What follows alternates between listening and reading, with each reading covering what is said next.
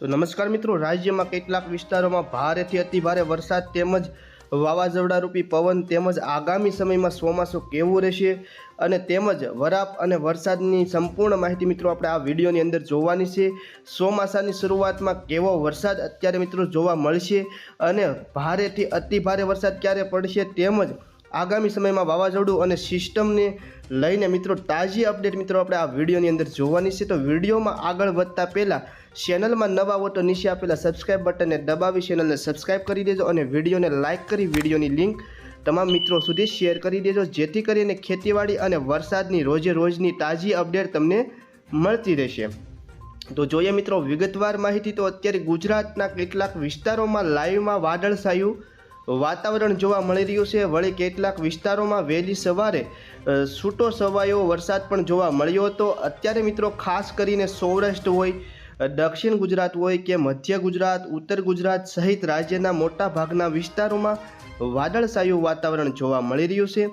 મિત્રો વાત કરીએ સૌરાષ્ટ્રની તો ખાસ કરીને અત્યારે દ્વારકા, સલાયા, ખંભાળિયા, ભાટિયા, સિસરી, ભાનવડ, લાલપુર, ખાવડા તેમજ પોરબંદર, કુટિયાણા, જૂનાગઢ, જેતપુર, કેશોદ, માંગરોળ, વિસાવદર, બગસરા, ધારી, કુંડલા, અમરેલી, તુલસીશ્યામ, રાજુલા, ઉના, કોડીનાર, વેરાવળ, મહુવા, તળાજા, પાલીતાણા, ખરસલિયા, સોનગઢ, ભાવનગર, બાબરા તેમજ ગઢડા, બોટાદ, બરવાળા અને રાણપુર, ધંધુકા સહિત મિત્રો ચોટીલા, સુરેન્દ્રનગર આ બધા સૌરાષ્ટ્રના વિસ્તારોમાં મિત્રો અત્યારે વાતાવરણમાં પલટો જોવા મળી રહ્યો છે। ખાસ કરીને દરિયાકાંઠાના વિસ્તારોથી લઈ અને સૌરાષ્ટ્રના મધ્ય ગોંડલ સહિતના મોટા ભાગના વિસ્તારોમાં વાદળછાયું વાતાવરણ અત્યારે જોવા મળી રહ્યું છે। ખાસ કરીને ગરમીનું પ્રમાણ પણ સૌરાષ્ટ્રમાં અત્યારે સવારથી લઈ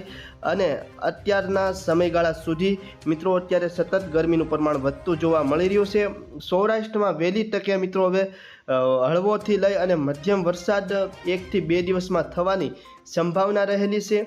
વાત કરી લઈએ મિત્રો અત્યારની દક્ષિણ ગુજરાતની સ્થિતિની, તો દક્ષિણ ગુજરાતમાં ખાસ કરીને કેટલાક વિસ્તારો એવા છે નવસારી, બિલીમોરા, બારડોલી, વ્યારા, વલસાડ, આહવા, નવાપુર તેમજ સુરત, કોસંબા, વાંકલ, ભરૂચ, દહેજ, ડેડિયાપાડા, ઉમરપાડા, કાપર આ બધા વિસ્તારો છે। અમોદ, વડોદરા, બોડેલી, અલીરાજપુર સહિત શેખ નીચે વ્યા જાય તો વલસાડથી નીચે ના જે વિસ્તારો છે ત્યાં સુધી અત્યારે વાતાવરણમાં પલટો, ગરમીનું પ્રમાણ આ દક્ષિણ ગુજરાતમાં પણ મિત્રો અત્યારે જોવા મળી રહ્યું છે। વાની સુધી તમામ વિસ્તાર, ભવનાથ, અંબોશી હોય તેમજ વાપી સહિત કપરાડા અને સાપુતારા આ બધા વિસ્તારો છે દક્ષિણ ગુજરાતના, એમાં પણ અત્યારે વાતાવરણમાં કાંઈ ને કાંઈ થોડો ઘણો ફેરફાર જોવા મળી રહ્યો છે। અને મિત્રો હવે વાત કરીએ મધ્ય ગુજરાતની, તો સતત મધ્ય ગુજરાતમાં ગરમીનો ફેલાવો વધતો હોય એવું જોવા મળી રહ્યું છે।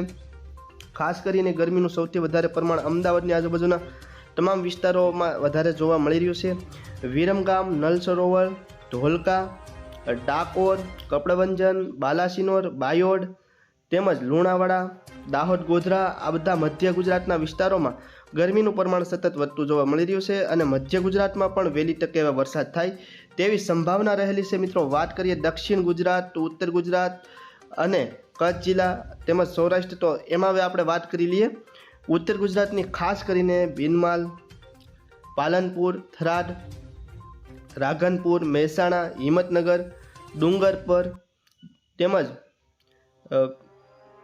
ડુંગરપુરની આજુબાજુના વિસ્તારો જે છે ખેડબરમાં ને એ બધાય, એમાં પણ ક્યાંક ને ક્યાંક વાતાવરણમાં થોડો ઘણો પલટો, તડકાની સાથે વાદળછાયું વાતાવરણ બપોર પછીના સમયગાળા દરમિયાન બને એવી શક્યતા રહેલી છે અને ઉત્તર ગુજરાતમાં પણ હવે વરસાદ થવાની સંભાવના છે।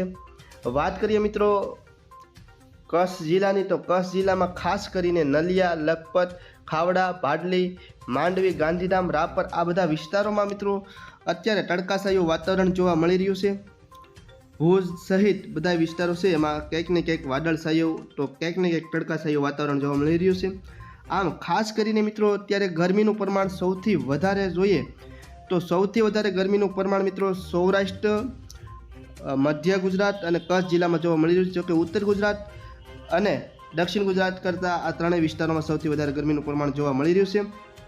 હવે મિત્રો વાત કરી લઈએ વાવાઝોડાની, તો વાવાઝોડાની કોઈ પણ જાતની શક્યતા અત્યારે ગુજરાત ઉપર નથી. અને આગામી સમયમાં જો સિસ્ટમ સક્રિય થાય તો તેના ભાગરૂપે હળવોથી મધ્યમ ક્યાંક ને ક્યાંક પવન ફૂંકાઈ શકે છે. અને એના ભાગરૂપે દરિયાકાંઠાના જે વિસ્તારો હોય ત્યાં એવા વિસ્તારો હોય ત્યાં દરિયાના મોજા જે હોય એ ઉછળી શકે. બાકી અત્યારે કોઈ પણ જાતની વાવાઝોડાની શક્યતા ગુજરાત ઉપર નથી. મિત્રો, હવે ચોમાસાની વાત કરીએ કે ચોમાસામાં આ વર્ષે કેવો વરસાદ જોવા મળશે. તો ખાસ કરીને મિત્રો સૌરાષ્ટ્ર, દક્ષિણ ગુજરાત, ઉત્તર ગુજરાત, કચ્છ જિલ્લો અને મધ્ય ગુજરાત સહિત રાજ્યમાં આ વર્ષે ચોમાસું સારું જાય તેવી સંભાવના રહેલી છે. હવામાન નિષ્ણાતોના મત અનુસાર આ વર્ષે પણ ગયા વર્ષની જેમ ચોમાસું સારું જશે. અત્યારે મિત્રો ખાસ કરીને મુંબઈની આજુબાજુના જે મહારાષ્ટ્રના વિસ્તારો છે ત્યાં વરસાદી વાતાવરણ ક્યાંક ને ક્યાંક જોવા મળી રહ્યું છે.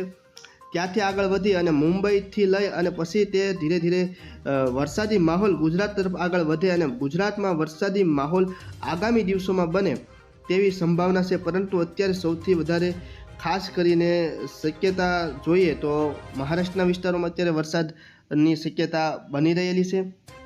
ખાસ કરીને હવે મિત્રો વાત કરીએ વાવાઝોડું પછી ચોમાસું અને અન્ય સિસ્ટમો વિશે પણ તમને જણાવી દીધો. ખાસ કરીને હજુ આગામી દિવસોમાં એટલે કે 15થી 20 દિવસ પછી રાજ્યના કેટલાક વિસ્તારોમાં સિસ્ટમના ભાગરૂપે સારો એવો વરસાદ તેમજ પવનની ગતિમાં થોડો ઘણો અગાઉ કીધું એ પ્રમાણે ફેરફાર થઈ શકે છે.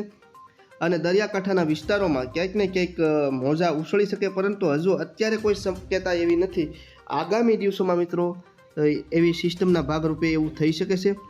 હવે મિત્રો વાત કરીએ હવામાન નિષ્ણાતોના મતની, તો ખાસ કરીને હવામાન નિષ્ણાતોના મત અનુસાર આ વર્ષે ચોમાસામાં વરસાદનું પ્રમાણ ખાસ સારું એવું જાય તેવી પૂરી શક્યતા રહેલી છે. કારણ કે હવામાન નિષ્ણાતોએ જણાવ્યું છે હવામાન મોડલો અનુસાર કે ચોમાસું સારું જાય એવી ગુજરાતમાં શક્યતા રહેલી છે. કારણ કે ગયા વર્ષે વાત કરીએ તો ગયા વર્ષે પણ સારું એવું ચોમાસું ઉનાળા સુધી ખેડૂતોના કૂવામાં પાણી રહી શકે કેટલાક વિસ્તારોમાં એવું ચોમાસું જોવા મળ્યું હતું. અને આ વર્ષે પણ તેવું ઉનાળા સુધી પાણી ટકી શકે કૂવામાં ખેડૂતોના ખેતરોમાં એવી શક્યતા રહેલી છે. ખાસ કરીને જોઈએ તો સૌરાષ્ટ્રમાં પણ સારો એવો વરસાદ પડવાની સંભાવના રહેલી છે. દક્ષિણ ગુજરાત, મધ્ય ગુજરાત, કચ્છ જિલ્લો સહિત સમગ્ર ગુજરાતમાં આ વર્ષે ચોમાસું સારું જાય અને ખેડૂતોને સારો એવો પાક ઉપજે ખેતરોમાંથી અને પાક માટે અનુકૂળ પાણી રહે કૂવામાં એવો વરસાદ પડી શકે છે. તો ખેડૂત મિત્રો, વિડીયો ગમ્યો હોય તો ચેનલને સબસ્ક્રાઈબ કરી અને વિડીયોને લાઇક કરી વિડીયોની લિંક તમામ ખેડૂત મિત્રો સુધી શેર કરજો, જેથી કરીને ખેતીવાડી અને વરસાદની તાજી રોજે રોજની અપડેટ તમને મળતી રહેશે. તો ખેડૂત મિત્રો, હવે આપણે ફરી મળીશું નવા વિડીયોમાં.